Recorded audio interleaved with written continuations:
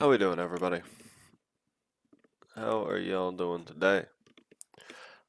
I have been sick for the last 4 or 5 days, and so I haven't got around to a review, but it is Tuesday, and that means I put up a video, so I decided to do this. I thought it'd be kind of cool.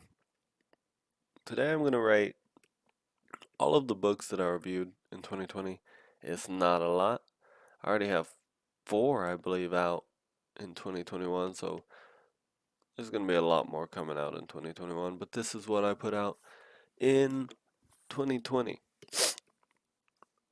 Also, excuse me if my voice sounds a little bit strange. Like I said, I am sick. So we'll just start at the top of the list here with American Gods by Neil Gaiman. American Gods is a very strange book. I can't remember exactly what I rated it. I think I gave it like an 8 or something like that. I I've kind of decided that I was a little bit too unwilling to give books a lower rating, I didn't want people to think that I thought the book was bad. But I don't think I'd give American Gods quite an 8 because I think an 8 is actually really good. So on our scale here, I think we'll put American Gods in B tier for now.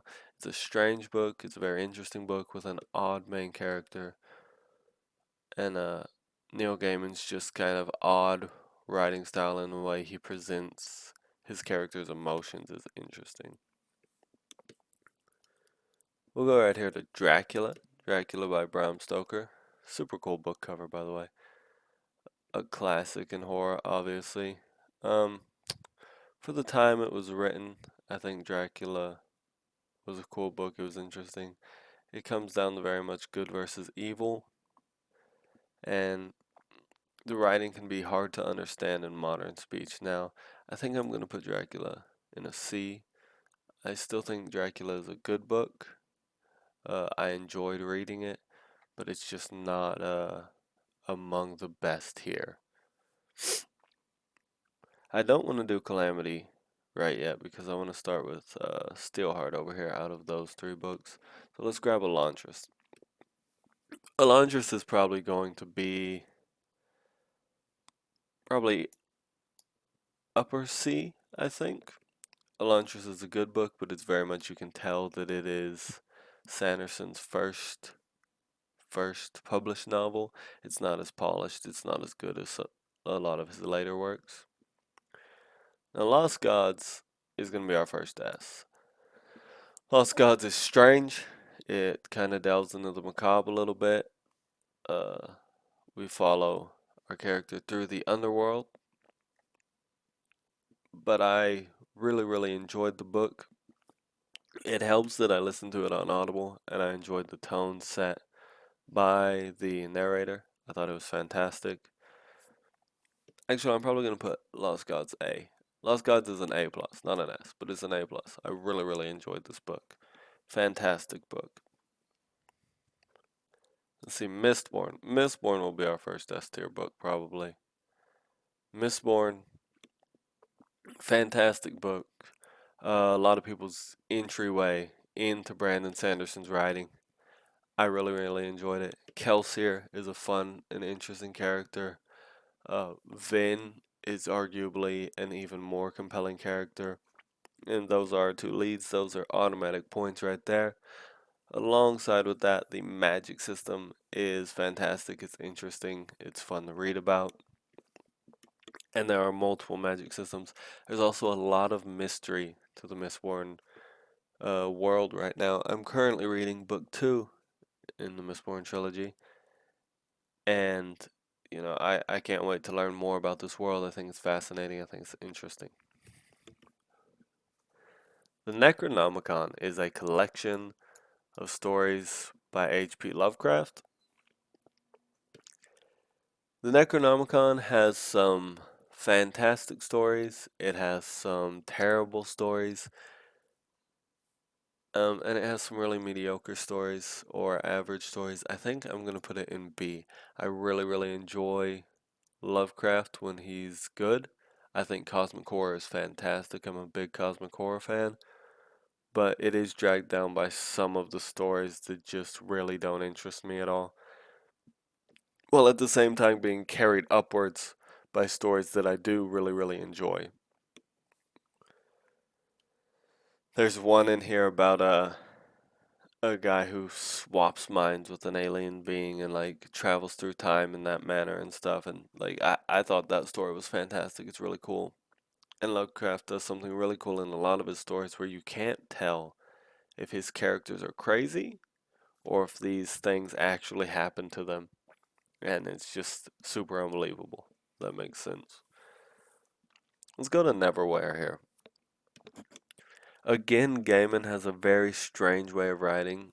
Uh, his main characters, or just his characters in general, I feel like a lot of times can come off as very emotionless, and I couldn't tell you why. They feel very numb. Like they don't have strong emotional reactions to things. And for me, it can kind of pull me out of the story a little bit. But Neverwhere is, for one, a super cool concept. I really enjoyed the concept of Neverwhere. I think it's fantastic. I enjoyed the execution. And I enjoy the ultimate conclusion that the book comes to. I think I'm going to put it above American Gods. Maybe a surprise to some people out there more familiar with Gaiman, but I'm going to put it in B above American Gods. Of Mice and Men. This book was a bit of a step outside of what I normally read. As you can see here, I read a lot of fantasy, I read horror and sci-fi. This is more, what would you call it, contemporary. But it was an enjoyable read. It was an interesting read. Not a whole lot happens. We mostly just follow two characters living their life, you know. I think it probably goes right here in the bottom of C. I enjoyed it. It didn't blow me away. It wasn't amazing or anything, but I did enjoy it. Shadow of the Conqueror by Shad Brooks. If you don't know who Shad Brooks is, it's Shadiversity here on YouTube. Super cool channel. I watch his videos all the time. Great, great channel. Okay book.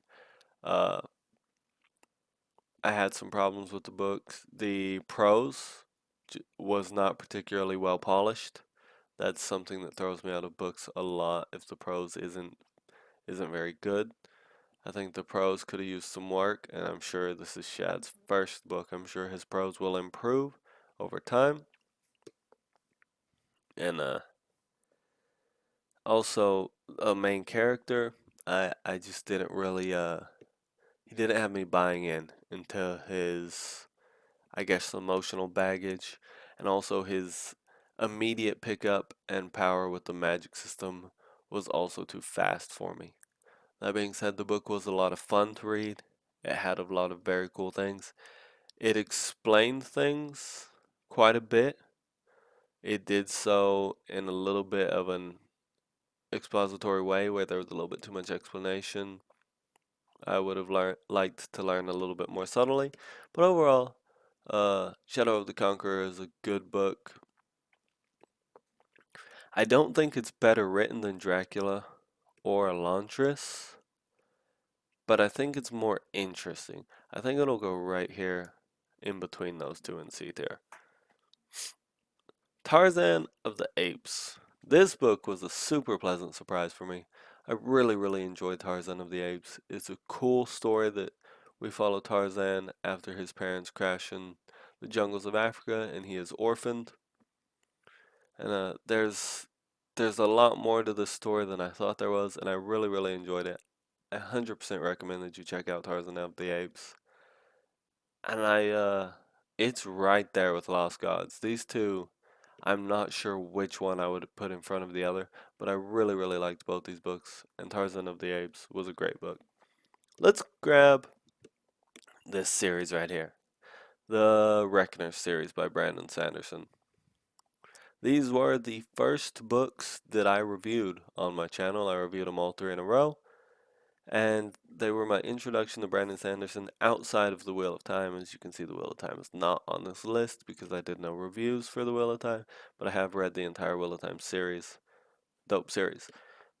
But other than that, this is my first Sanderson standalone read, and I really, really enjoyed them. I think they all go in A tier, probably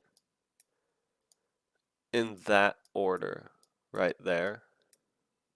Oh, it won't let me switch them. There we go. I think the books progressively got better as the story goes on. They just got better and better.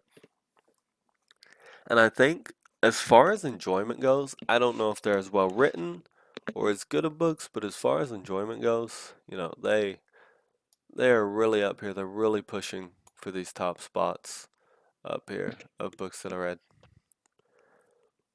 The Savior's Champion by Jenna Moreci. If you don't know who Jenna Moreci is, she's also a YouTuber. I believe her YouTube channel is just Jenna Moreci. She gives writing advice, talks about character tropes, things like that.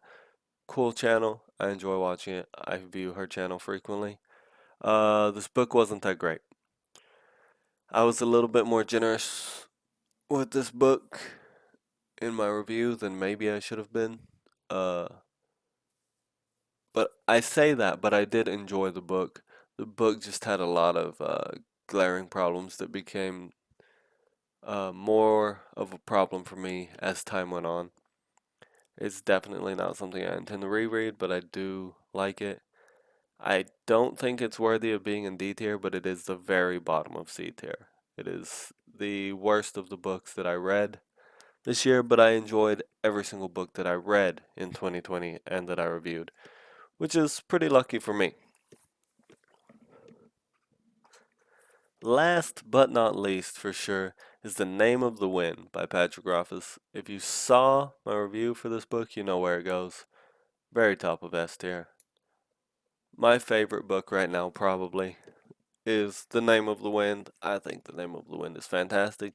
It is an amazing coming of age story where we follow a main character who I really enjoy. I think he's hilarious. I think he's fun to follow.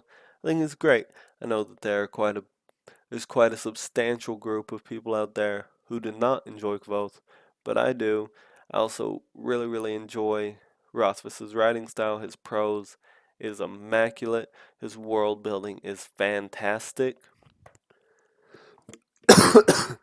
And The Name of the Wind also has some of the best friendships in fiction between our main character and his two friends.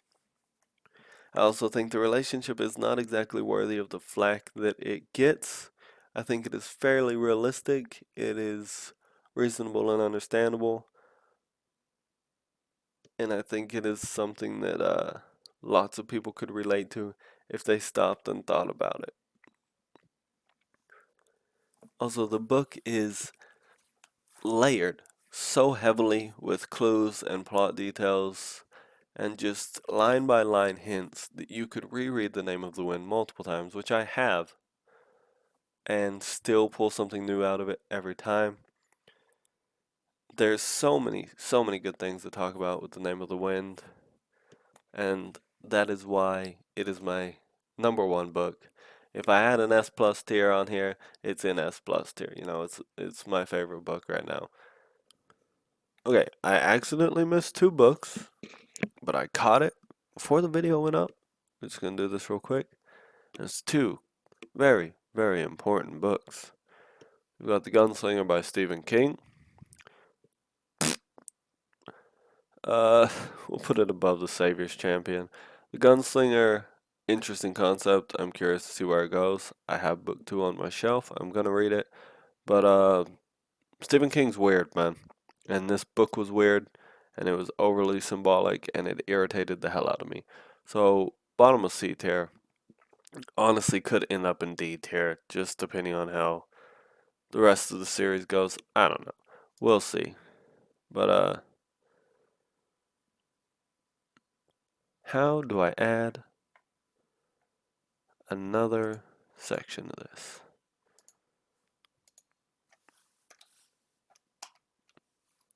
Change that to F minus right there, so it makes more sense. And there's Mary Shelley's Frankenstein. This book sucked. I did not like Frankenstein at all. Glad we got those two books in. Back to before the cut. not a lot of books to put in my little tier list here. Hopefully this will make a decent video. Just a little review here. Let's just run over everything. Make sure I have everything in the place where I think it should be. Yeah, that's probably right. You know, just to clarify, C tier, these are books that were enjoyable, but they had problems. Savior's Champion had the most problems, and I think Elantris probably had the fewest. B tier is books that I didn't enjoy as much as A tier books, but they didn't have any glaring issues that stood out. A tier are books that I really, really enjoyed. I loved all of these books right here. And then S tier are books that are just a cut above, books that I love, and will hopefully read more than once.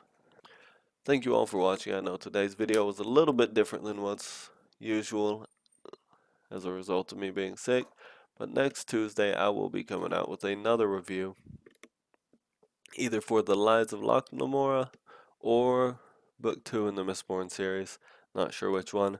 I'm hoping to come out with some more tier list videos like this in the future as well, ranking characters, tropes, things of that nature, and get into more discussion about books with you all other than just me talking at people about my opinions on a book. I appreciate all of you for watching, and have a great day.